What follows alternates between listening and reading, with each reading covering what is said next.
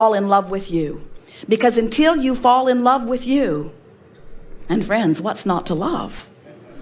Until you fall in love with you, you cannot be in the state of allowing. You're only eking out a very small percentage of what is potentially there for you. So, what are the components of being in love with you? Well, it's a gut thing. It's a visceral thing. It's a how I feel. Have you ever tried to make a list of your positive aspects? Is it easy for you? Or is it easier for you to make a list of everybody else in the world's positive aspects? For most of you, we have not seen you practicing loving yourself very much. And we want you to begin making it an emotional feeling thing rather than so much of a thinking thing. But you've got to practice it. You've got to fall in love with you. So, to begin here today, we would like to give you a list of all of the reasons that we love you. We want you to feel the love that Source feels for you.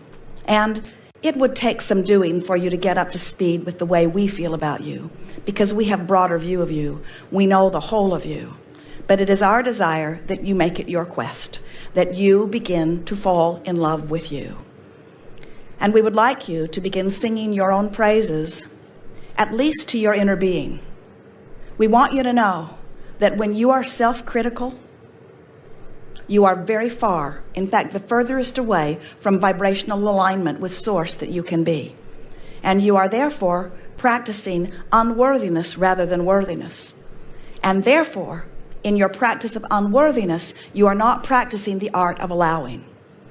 The art of allowing means allowing yourself to be a vibrational match to who you are.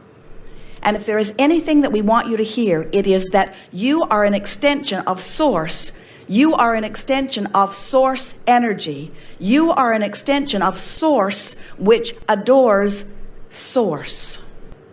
In other words, Source is love. Do you know that in that which man calls God, and in that which we call Source or inner being or Source energy, that there is nothing but love? That's all that exists. That vibration has no resistance whatsoever in it. So when you find self-condemnation, you rip yourself apart from Source, and then you look for the eyes of others to fill that void. And you cannot fill that void with anything but Source. That's the only thing. Void is too strong a word. It is never a void. So here's our list of why and how we love you. Because you said, I will go forth into the new environment, and I will find a way to steady myself, and I will let this new environment stimulate me to the new idea that you then, Source, can rejoice in. We love you for that, because you, pioneers out here on the leading edge, are responsible for taking thought beyond that which it could be otherwise. So you, the part of us that is you, are responsible for keeping the eternalness in eternity. That's a big reason, don't you think? We love you because you are willing to come forth into an environment where there are many unknowns, and you are sure enough from your broader non-physical perspective, you are stable enough that you are willing to take the plunge into this environment, and you are very fast at adapting to it no matter what it is. That's a big reason, don't you think? You are adaptive beings who have a powerful basis. You are intellectual geniuses in that you are born with a faceted mind that gives you the capability of acknowledging your surroundings and becoming at one with it. Now that goes back to the adaptation, but we want to take this appreciation of you just a little further by saying to you that your willingness and ability to adapt is the most responsible thing for the expansion of the universe of all. Your willingness to participate. Now, so far, what we feel from you is not really a resounding rejoicing in who you are, because after all, everybody that's come forth must surely be all of that. So, am I the individual that is me here in this body? I am not so special then, am I?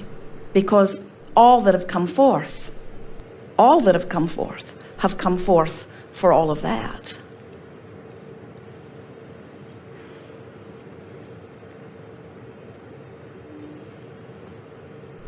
That right there, that competitive,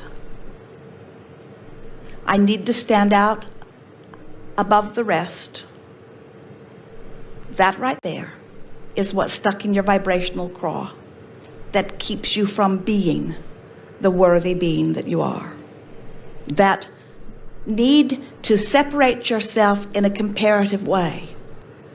What we wish for you as individuals in this room, and certainly what we wish for you as mass consciousness on this planet, is that you begin to look out at those among you and feel your appreciation for them too. And in your love of not some of them, but all of them, you will return to your love of self. So it turns out you cannot be one who condemns the other without shooting yourself in the foot relative to your own sense of worthiness. In other words, we really are all one. But you were born as individual consciousness, as an individual sensory, as individual gut responders to vibrational relativity. And if you will make a decision that first and foremost, I want to love me, and next and equally important, I want to love you, whoever you are, and then you just make it your new mantra. I am love in a physical body, who cannot feel worthy unless I am in the state of loving something, someone. Who cannot be in the state of allowing unless I am loving someone. We think that this new way of looking at it, as you begin to wrap it around the day-to-day experiences that you begin living, will bring you very fast into vibrational alignment with the art of allowing.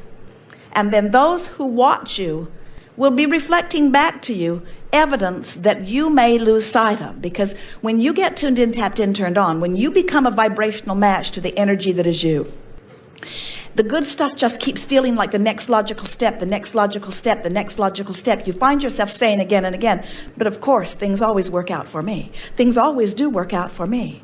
I am blessed. I am guided. I am blessed. I am guided. I am the epitome of well-being. Things always work out for me. And then begin noticing how many things who look like they're going wrong turn out to really be going right. It felt like it was going wrong, but really it was going right because things always work out for me. And when you begin to get into that attitude where no matter what happens, you say, there's something in here about this that someone's orchestrating on my behalf because things always work out for me. Things always work out for me. Things never go wrong for me. Even when they look like they're sort of kind of going wrong, they're really not going wrong. They're really going right. And later on, I'll be able to see it more clearly. And as you begin to beat that drum and allow the things in your life to really go right for you, what you will begin to notice is that you will find an avalanche of people making their way into your life experience. And don't worry, it'll only be those who are ready to know what you are already knowing who will begin to reflect back to you in amazement the extraordinary life that you are living. And you may find yourself surprised when you say, oh, I'd sort of forgotten.